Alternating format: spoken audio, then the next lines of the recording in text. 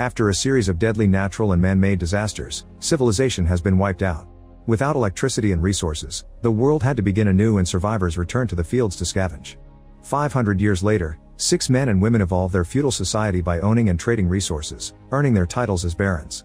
The former North American states are now a territory known as the Badlands, divided into 7 regions with a baron and a different resource for each of them.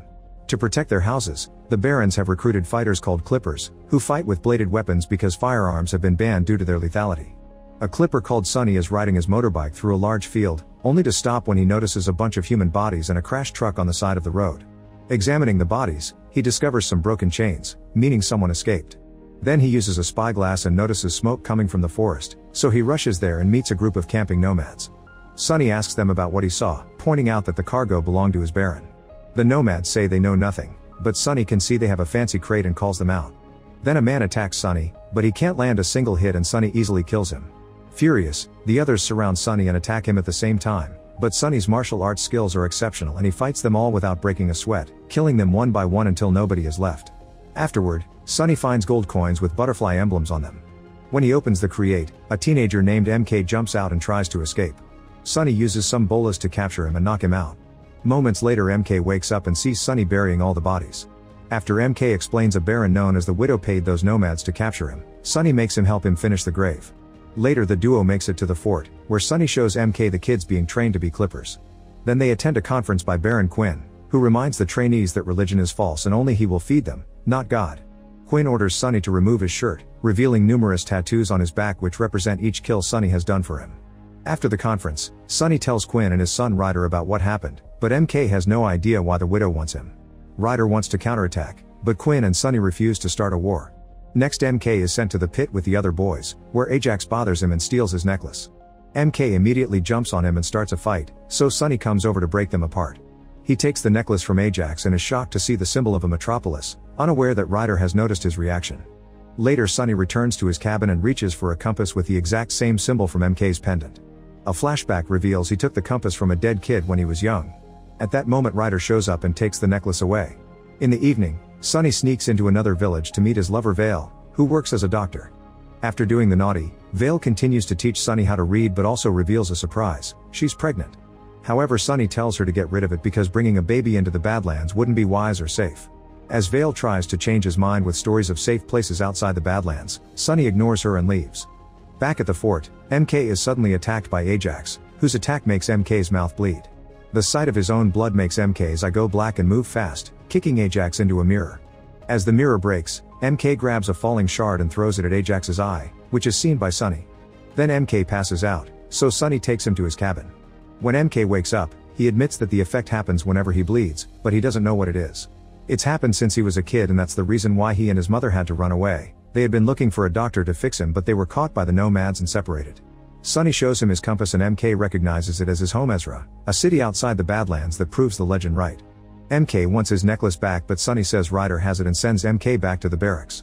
Afterward Sonny runs to tell Vale about Ezra but changes his mind right outside her door. On his way back, he notices a car nearby and he's suddenly surrounded by a group of warriors who attack him at the same time.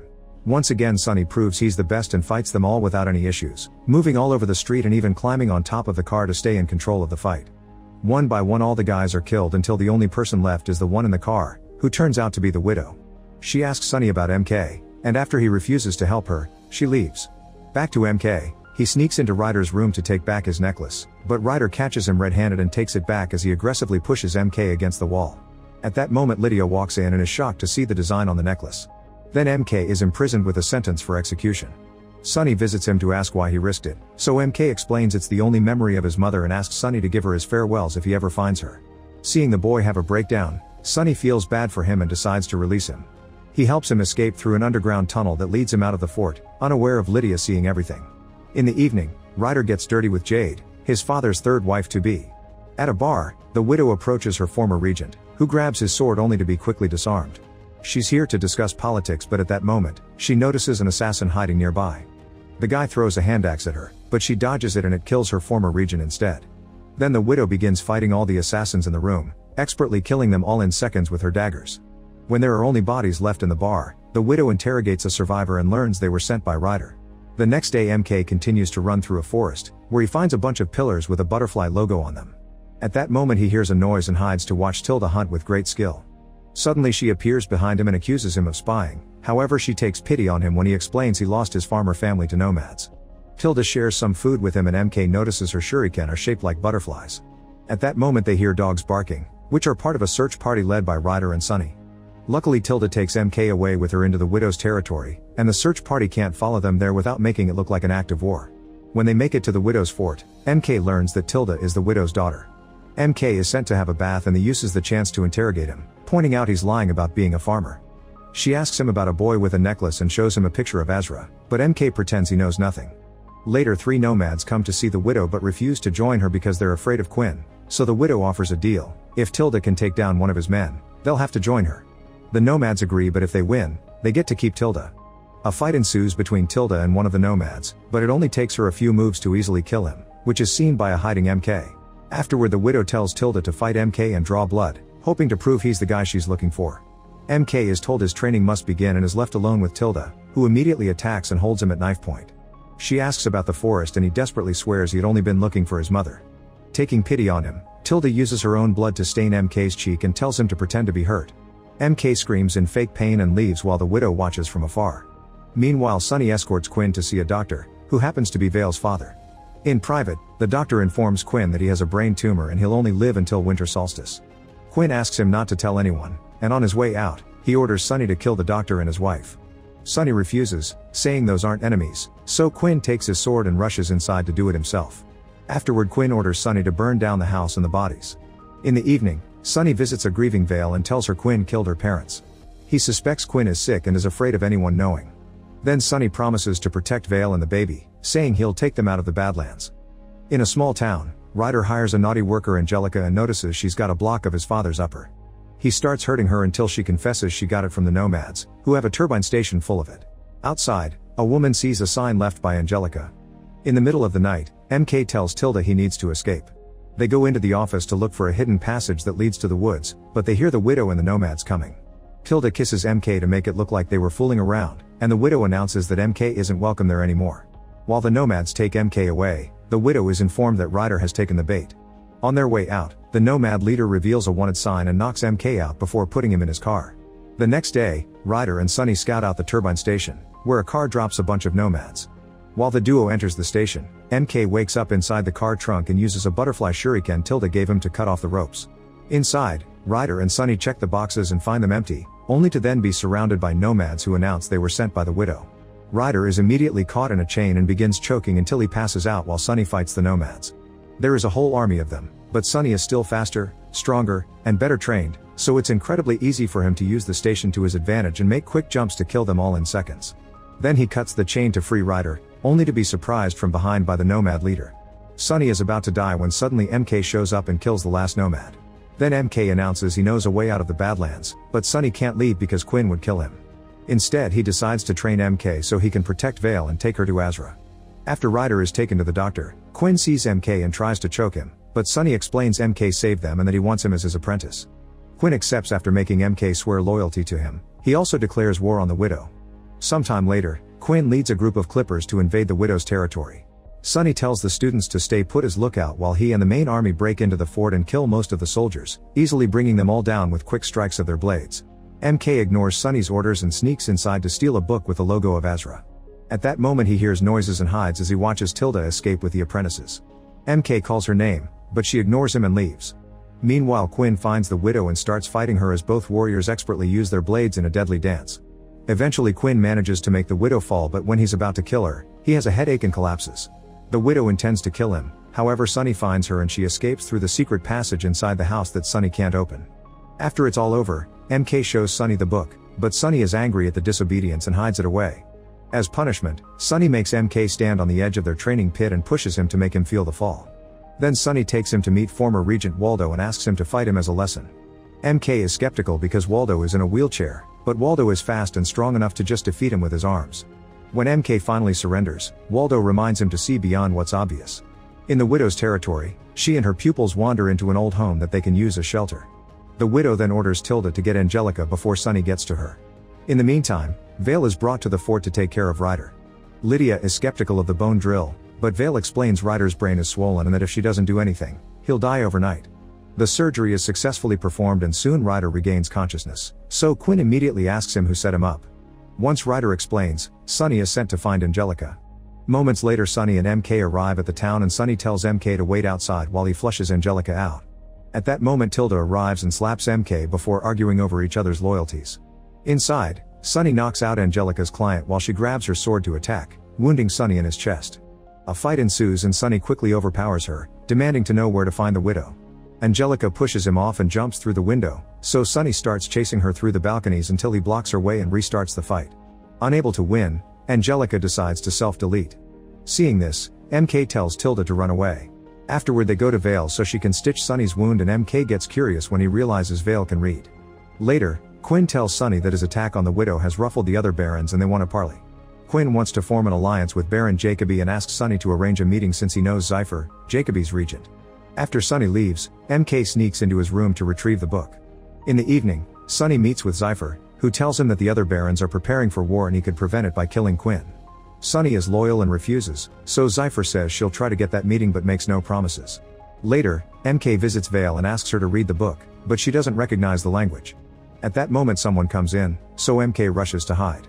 The visitor is Quinn, who asks Vale to save him like she saved Ryder. Vale gives him a concoction that could weaken him but also will slow down the growth of the tumor. Sometime later, Tilda is running in a forest covered in blood pretending to be a woman in trouble. She stops a car on the road and when the guys come out to help her, the widow and the other girls kill them. Tilda checks the back of the car and finds a bunch of gold while the widow picks a pickaxe from a dead guy. It's then revealed her army caught a clipper during the invasion, and now the widow uses the pickaxe to cut his head off. In the evening, Sunny watches MK train his forms on a combat dummy.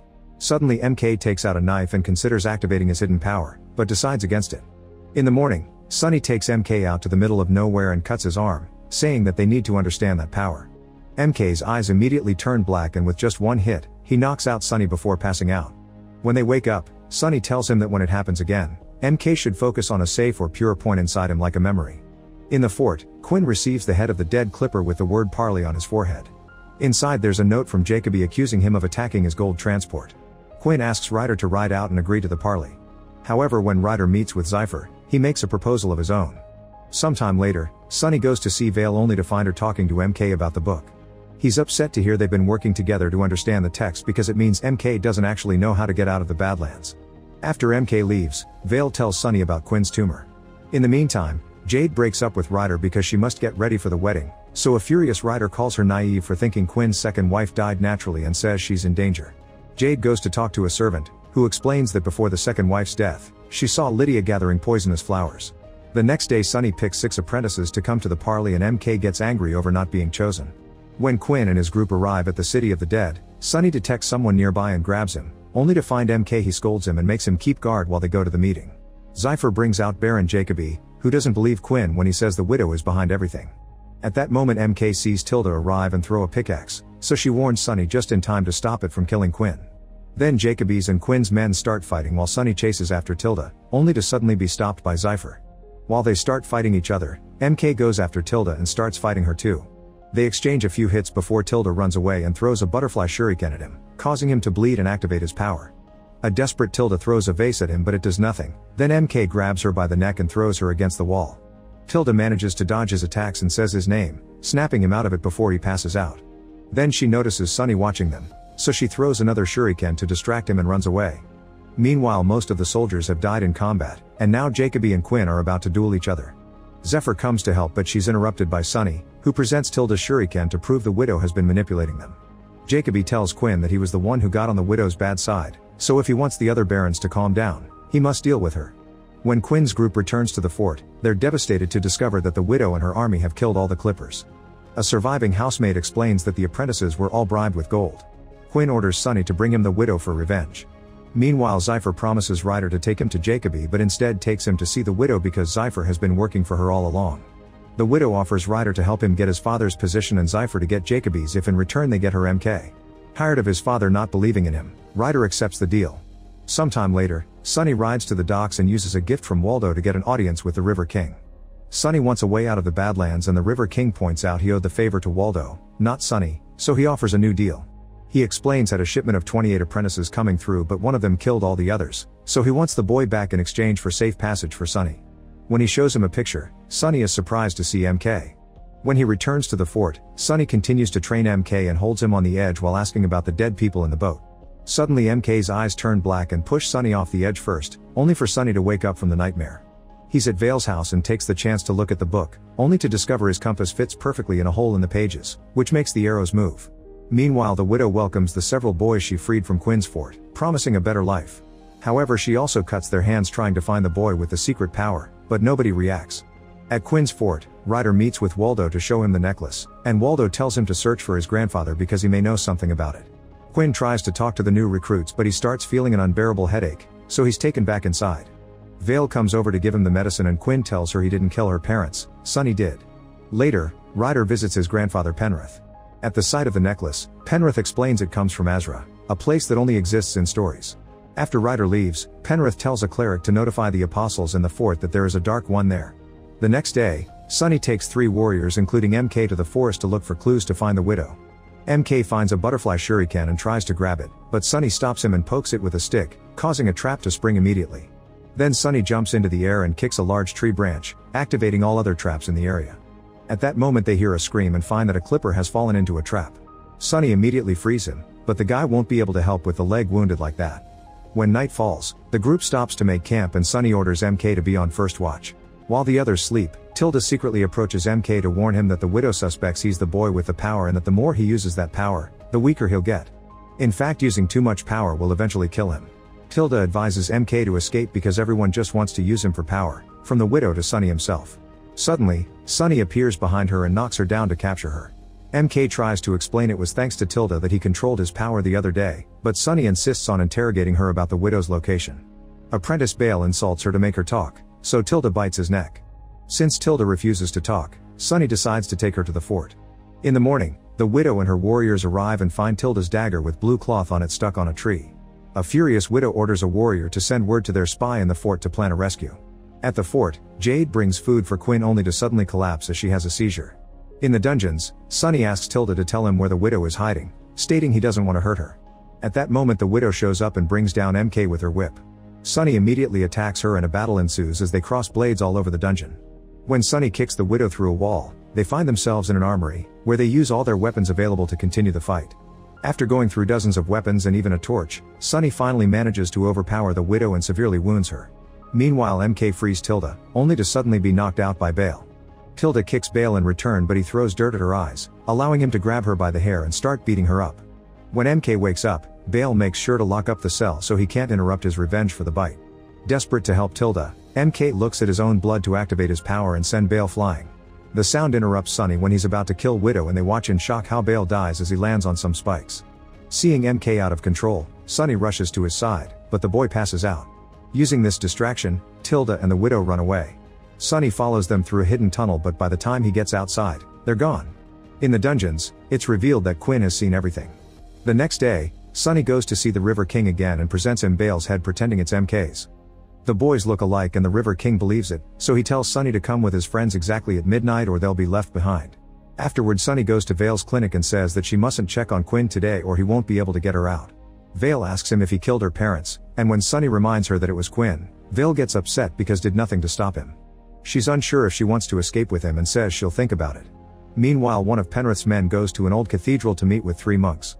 He tells them that Penrith has found a dark one and shows them the wanted poster. The monks go to their car with a box and head out. At the fort, Lydia is taking care of Jade, only to be interrupted by a furious Quinn. He's sure that Lydia poisoned Jade and orders her out of the fort, not believing her when she says she's innocent. Afterward the Clippers escort Lydia out of the fort and Ryder approaches her to give her back her religious icons, also saying goodbye. However, Lydia tells him that he won't last a day without her before leaving.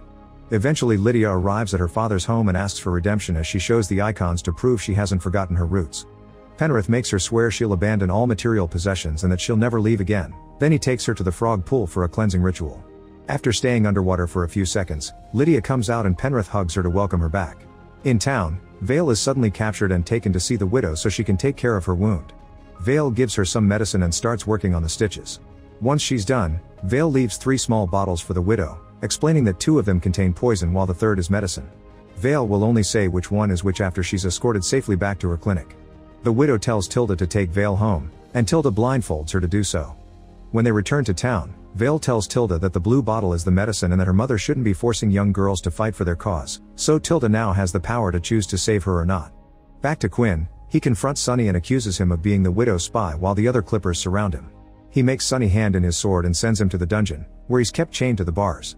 Afterward, Quinn calls MK and tells him that if he does whatever he says, he'll spare Sonny and bring Tilda to the fort for protection.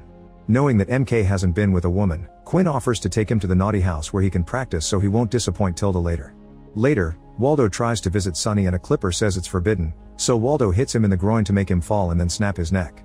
Next, Waldo releases Sonny and tells him to escape before the widow attacks, making Sonny realize he's the widow's spy. Before Sonny leaves, Waldo gives him a necklace that he got from Sonny's neck when he found him as a child, and Sonny is shocked to see it's the same as MK's. In town, MK realizes something is wrong because there isn't a single person around.